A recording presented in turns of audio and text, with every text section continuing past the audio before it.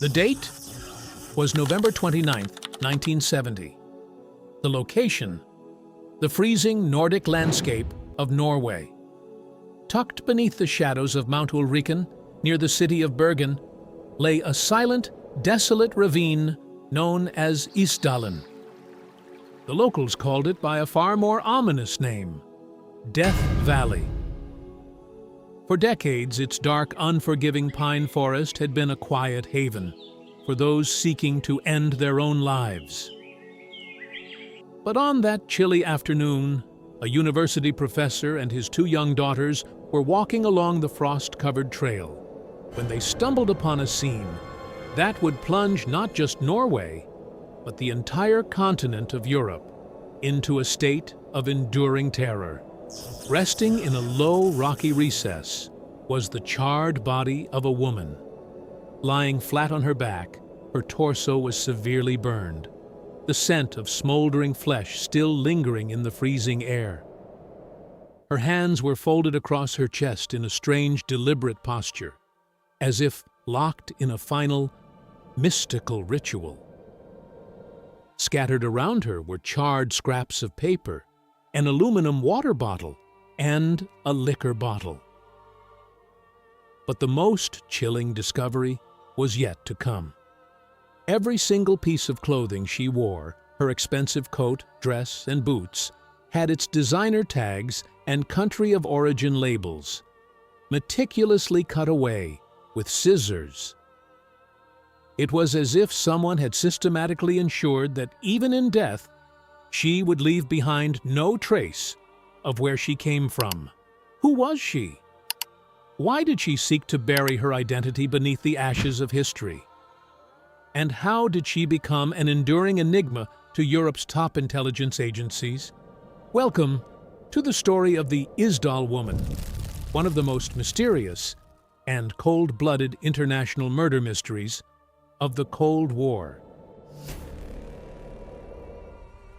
Arriving at the scene, the Bergen police quickly realized they were not dealing with a routine suicide.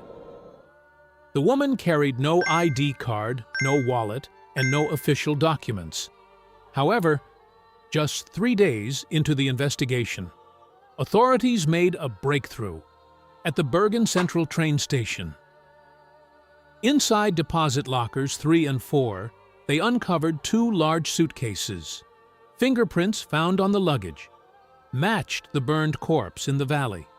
When investigators popped the locks, they stepped straight into the script of an international spy thriller. Inside, the suitcases lay stacks of currency from across Europe: Dutch guilders, Belgian francs, British pounds, and German marks. Non-prescription glasses, and high-end Italian and French fashion attire. A collection of stunning synthetic wigs capable of altering someone's appearance in seconds. And most astonishing of all, 8 to 9 fake passports under completely different nationalities.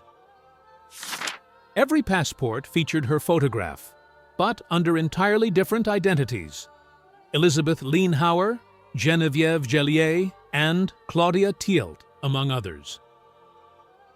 Yet, the most perplexing artifact was a small notepad hidden at the very bottom of her suitcase. It contained no standard prose, but rather an encrypted cipher, strings of letters and numbers, like N15M22P or O22O28PM. It took relentless work by Norwegian police and cryptographers to crack the code. It wasn't a spell, it was an intricate timeline. N15M22P stood for November 15th to November 22nd, Paris trip. Every leg of her journey across Europe, every train route, and every single hotel check-in had been converted into an encrypted, coded calendar. Investigators fanned out across Europe, interviewing staff at luxury hotels in Oslo, Trondheim, Bergen, and Paris.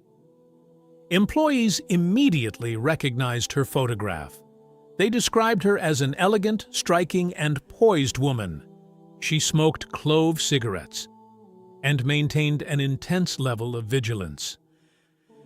Room service staff noted that she frequently wore different wigs in her room and would step out hours later in entirely different disguises.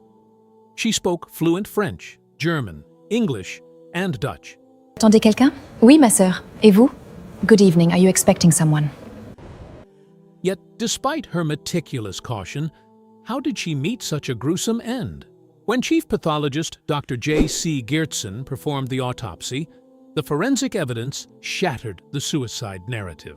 The autopsy report revealed 3 critical facts. First, her stomach contained over 50 phenobarbital sleeping pills. Second, she had sustained severe blunt force trauma to her neck. And third, her lungs were packed with heavy carbon deposits. In forensic terms, this meant one horrifying truth. She was alive and breathing when the fire was set. Incapacitated by drugs and suffering from a neck injury, she was still conscious enough to inhale the smoke and flames directly into her lungs. Investigative journalist Sigurd Fosse, who covered the case extensively, noted in an interview, "This was never a suicide." No one swallows 50 sleeping pills, hikes into a treacherous, freezing mountain valley, sets themselves on fire, and neatly arranges their hands before dying. This was a calculated, cold-blooded execution. Who was this woman? And why was she traveling across Europe under multiple disguises? The answer lies in the geopolitical furnace of the 1970s, the Cold War. During this era, Norway was a vital NATO military stronghold. The Norwegian armed forces were conducting top-secret trials for the Penguin missile, an advanced anti-ship missile system. When investigators cross-referenced the dates in the Isdal Woman's encrypted diary with the military's classified trial schedule, the overlap was 100% identical. Wherever and whenever Norway conducted secret missile tests, this woman was staying at a nearby hotel under a false name. International intelligence researcher and author Dennis Ask, who penned The Isdal Woman, a Cold War Mystery, wrote, "There is zero doubt that she was an operative. The question is, was she a KGB agent spying on NATO, a Mossad agent hunting Nazi war criminals, or perhaps a French intelligence courier?" Adding to the mystery, a local witness later came forward, claiming that just days before the body was found, he saw the woman hiking up the trail to Isdalen. Following closely behind her were 2 men in dark coats. She looked terrified, but appeared too afraid of her pursuers to call out for help. Despite the mountain of evidence, fake identities, and military connections, the Bergen police and Norwegian authorities abruptly closed the case in December 1970. At a rushed press conference, the Bergen police chief officially declared, "The woman suffered from severe depression, ingested a lethal dose of sleeping pills, and committed suicide by fire." Why the sudden rush? Why cover up the obvious? Historians believe that during the peak of the Cold War, admitting that a foreign spy network was operating freely on Norwegian soil would have triggered a massive diplomatic crisis for NATO. To avoid an international scandal, the case was stamped as a suicide and buried. On February 5, 1971, the Isdal Woman was laid to rest in an unmarked grave at the Gravdal Cemetery in Bergen.